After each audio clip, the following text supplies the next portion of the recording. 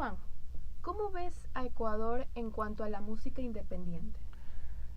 Bueno, todavía estamos muy atrás. La verdad es que todavía estamos muy atrás en general en la música, no solo en la independiente, porque bueno, países como Colombia, Chile, ni hablar de Argentina y México, hablando ya de Latinoamérica como tal, tienen industria musical, tienen artistas que, o sea, por ejemplo, para hablar del pop como tal, Morat ha venido en los últimos 3 años como 5 veces, imagínate, hablando de Colombia, ¿no? Eh, y en Argentina hace poco fue el Birman Fest y vinieron los Auténticos Decadentes, que son geniales, pero siguen siendo bandas que tienen una industria y por eso van a cualquier lugar y llenan escenarios, ¿no? Siguen siendo países que tienen industria, quise decir. Entonces Ecuador está muy atrás porque primero los artistas independientes no tienen muchos espacios para tocar, principalmente acá en Guayaquil. En Quito hay ciertos lugares o en cada tanto abren lugares que prestan mucho los escenarios, pero no hay tantos lugares. Y también estamos muy limitados a que la gente solamente se fija mucho en Guayaquil y en Quito, por ejemplo. Eh, y siempre decimos nosotros que Guayaquil, Quito y Cuenca son las ciudades principales, pero no se escuchan muchos artistas de Cuenca, si se han dado cuenta, por ejemplo. O de Loja, o de Ambato, que son ciudades que por ahí también son bastante representativas, pero no se escuchan muchos artistas de esos lugares. Ni siquiera, como te digo, en la música más popular, ¿no? Entonces la música independiente está muy atrás en general. Bien mencionabas a Guayaquil. ¿Cómo describirías su estado actual referente a la escena de la música independiente y si ves oportunidades en ella?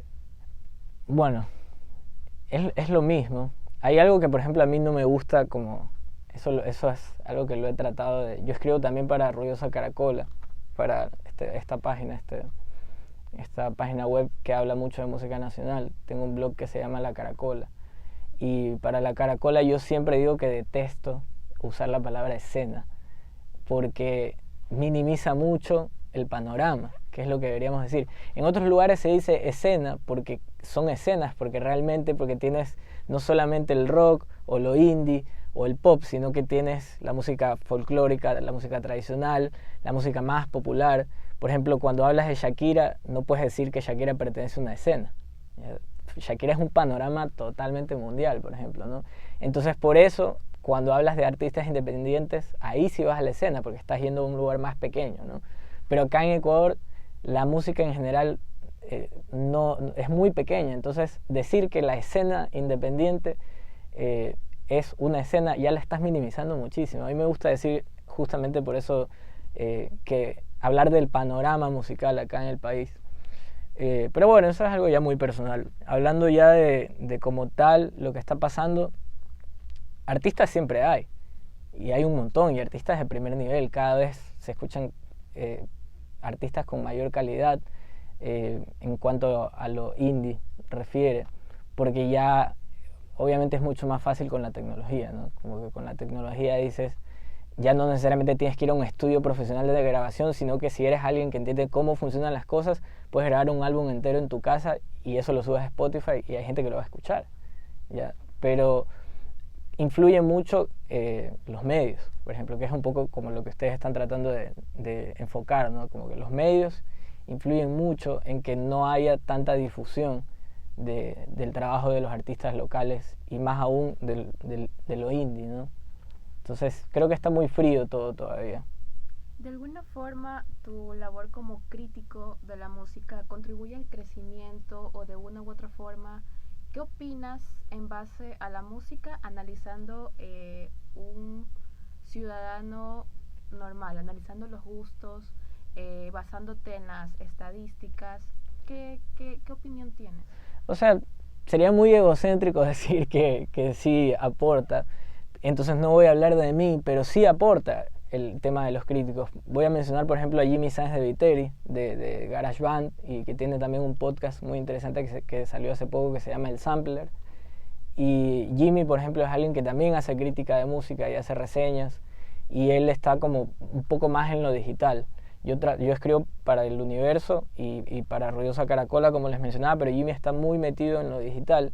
Y sí aporta muchísimo, porque cuando lo haces de la manera adecuada, cuando no te refieres como a los gustos en general, sino que dices esto tiene una buena calidad en la producción, en la estética y cosas así, y no dices simplemente esto está bien o esto está mal, porque cuando dices eso es muy subjetivo. Decir si esto está bien hecho o mal hecho es muy subjetivo, porque por ejemplo está el punk, ¿no? Que el punk a propósito suena mal, suena feo, suena saturado, porque esa es su estética, ¿no? Entonces sí, hay distintas personas también. En Quito, por ejemplo, está Indie Criollo, que es de Adrián Gusque y de Martín Altamirano, que son dos personas que también hablan mucho desde el punto de vista de cómo hace su labor el artista.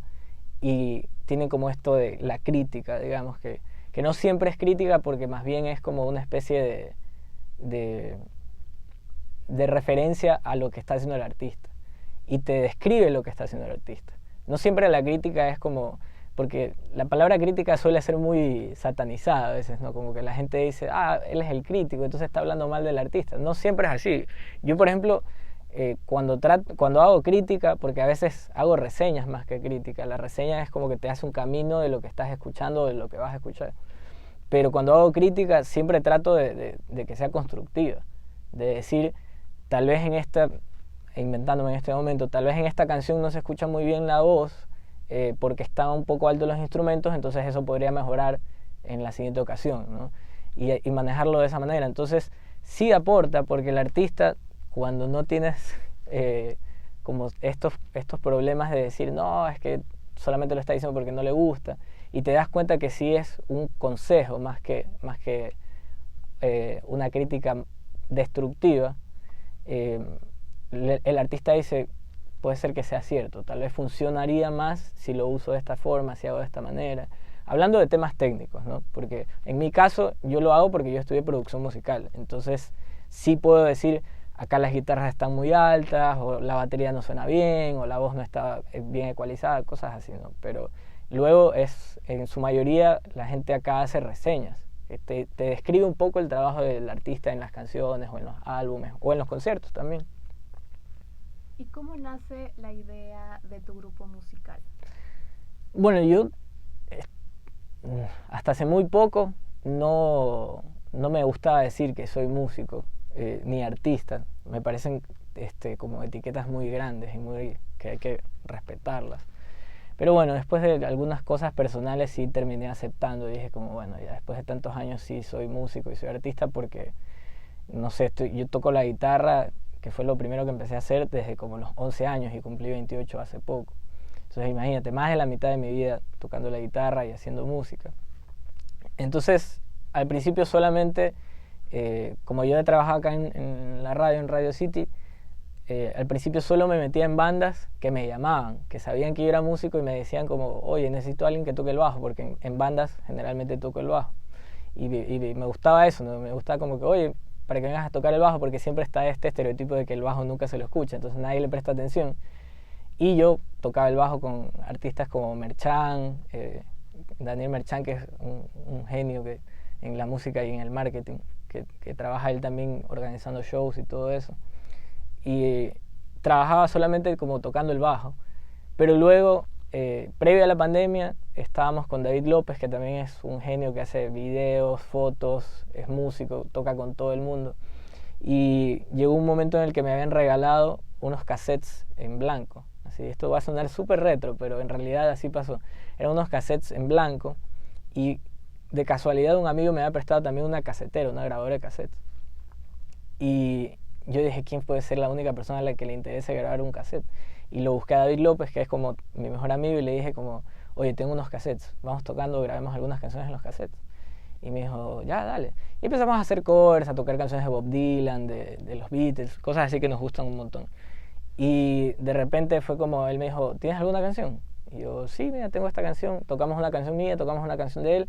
Y empezó a mutar la idea en como, oye, esas canciones deberíamos sacarlas. Y nos dijimos, ya, tú produces mi EP de solista y yo produzco el tuyo de solista. Entonces era como que estábamos con labores cruzadas, ¿no? Él me iba a grabar a mí y yo le iba a grabar a él. Eso fue previo a la pandemia. Cuando nos cogió el encierro, nos mató todas las ganas de hacerlo, porque te quedaste encerrado, entonces ya no podía salir. Yo no tenía como los equipos necesarios en mi casa para grabar. Y se me habían quedado los cassettes en casa de David también. y de repente fue como, solamente empezamos a enviarnos canciones por WhatsApp, así como, oye, mira, dice esto ahora. Entonces cuando ya se pudo salir del encierro un poco, fue como, nos volvimos a ver y dijimos, grabemos las canciones solo para que queden, solo para no olvidarnos que existen estas canciones. Y luego fue como, oye, si hacemos un video para las canciones, como por si acaso, si en algún momento nos da ganas de sacarlo, ¿no?